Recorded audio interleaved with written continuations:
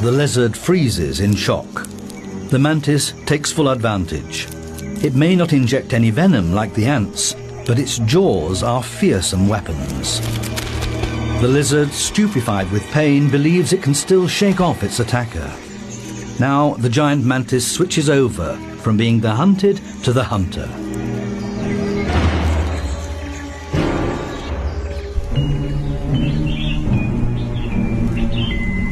It sets to work without a moment's delay. In a few hours, the lizard will be a mere skeleton.